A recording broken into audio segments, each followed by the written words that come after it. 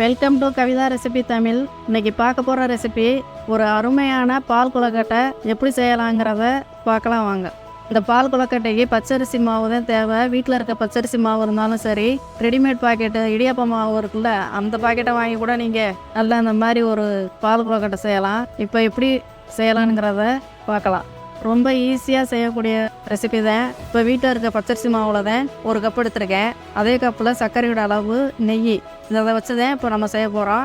அதுக்கு முன்னாடியே சுடு தண்ணியும் சூடு பண்ணிக்கலாம். தண்ணி நல்லா சூடாக இருக்கணும். இப்போ இந்த ஒரு கப்பு பச்சரிசியை இந்த பாத்திரத்தில் சேர்த்துக்கிட்டு லைட்டாக ஒரு ஸ்பூன் டீஸ்பூனில் நெய் எடுத்து இது கூட மிக்ஸ் பண்ணிக்கலாம். நல்லா மிக்ஸ் பண்ணிவிட்டு இந்த சுடு தண்ணி நல்லா சூடாக இருக்கப்போ அதை கொஞ்சம் கொஞ்சமாக எடுத்து சப்பாத்தி மாவு பதத்துக்கு இந்த அளவுக்கு கொஞ்சம் கொஞ்சமாக சேர்த்து இந்த பக்குவத்துக்கு நல்லா பிசைஞ்சுக்கணும். அப்போ தான் அந்த உருண்டையாக பிடிக்கிறப்ப நல்லா வரும். அதனால் நீங்கள் இந்த மாதிரி பிசைஞ்சுக்கணும். இப்போ நெய் சேர்த்து கொஞ்சம் கொஞ்சமாக கிளறிட்டு சுடுதண்ணியும் சேர்த்து இது கூட நல்லா மிக்ஸ் பண்ணிக்கோங்க.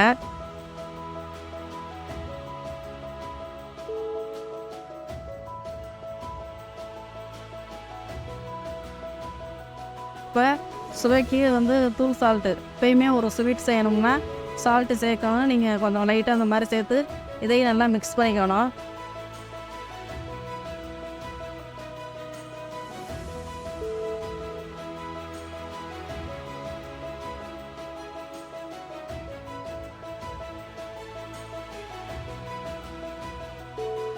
இப்போ இந்த அளவுக்கு வந்திருக்கு பாருங்கள். இப்போ இதை உருண்டையாக பிடிச்சி நல்லா ஒரே மாதிரி உருண்டையாக இருக்கணும். ஏன்னா முன்னப்பின்னா அளவு கம்மியாக இருந்தால் உங்களுக்கு ஒன்று வெந்துடும், ஒன்று வேகாமல் மாறிடும். அதனால் நீங்கள் இந்த மாதிரி ஒரே மாதிரி அளவோடு இந்த மாதிரி உருட்டி வச்சுக்கோங்க.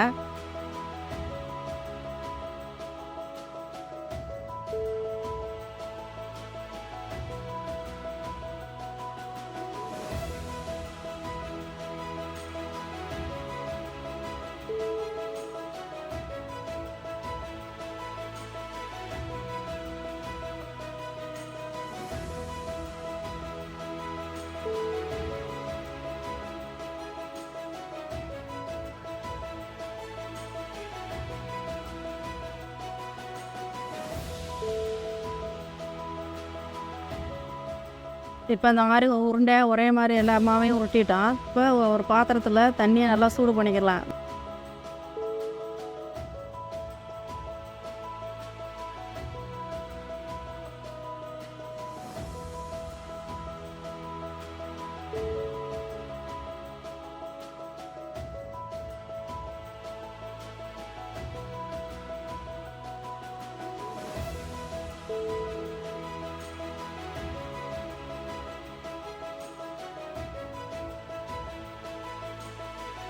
இந்த உருட்டி வச்சுருக்க உருண்டையை நல்லா சூடாக இருக்கப்போதே சேர்த்துக்கணும். அந்த பாத்திரத்தில் அந்த மூழ்கிற அளவுக்கு சேர்க்கணும். நான் தண்ணி அதுக்கு தேவையான அளவு சேர்த்து உருண்டையெல்லாம் மூழ்கிற அளவுக்கு சேர்த்துக்கிறலாம்.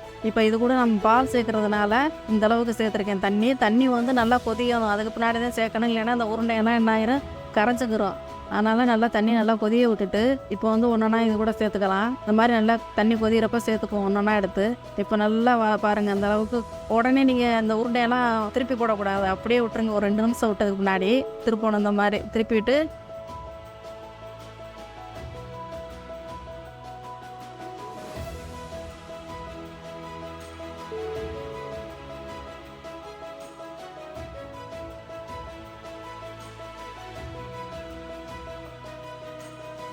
ஒரு கப்பு அளவில் பால் சேர்த்துக்கிறேன். பால் சேர்த்துட்டு இப்போ இது கூட நல்லா கிளறிக்கிட்டே இருக்கணும். மாவு நல்லா வேகணும். வேகத்தோட்டிக்கு ஸ்டவ்வை சிம்மில் வச்சுட்டு இந்த மாதிரி நல்லா கிளறிக்கிட்டே இருங்க இந்த அளவுக்கு. இப்போ இந்த உருண்டையெல்லாம் நல்லா வெந்ததுக்கு பின்னாடி இப்போ இது கூட சர்க்கரையை சேர்த்துக்கலாம். இப்போ ஒரு கப்பு மாவுக்கும் ஒரு கப்பு சர்க்கரை கம்மியாக சேர்க்குறதா இருந்தால் கூட அது உங்கள் விருப்பம் தான், கூட்டி குறைச்சிக்கலாம். நீங்கள் இந்த மாதிரி சேர்த்து இதையும் நல்லா மிக்ஸ் பண்ணிக்கோங்க.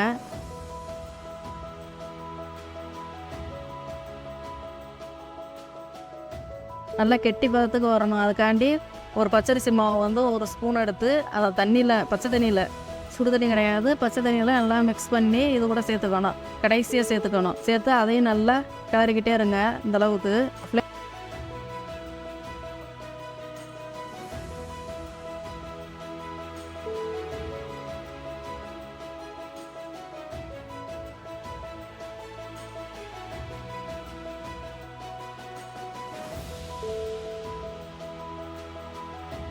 ஃப்ளேவருக்காண்டி கொஞ்சம் ஏலக்காய் பவுடர் அதையும் சேர்த்து நல்லா இது கூட சேர்த்து நல்லா மிக்ஸ் பண்ணிக்கோங்க. மிக்ஸ் பண்ணி இந்த அளவுக்கு வரணும் பக்குவம், நல்லா திக்காக. அப்போதைக்கு ஸ்டவ் ஆஃப் பண்ணிக்கிடலாம். இப்போ ஒரு அருமையான பால் கொழுக்கட்டை ரெடி. ரொம்பவே சுவையாகவும் இருக்கும், சுலபமாகவும் இருக்கும். நீங்கள் இந்த மாதிரி ஒரு முறை செஞ்சு பாருங்கள்.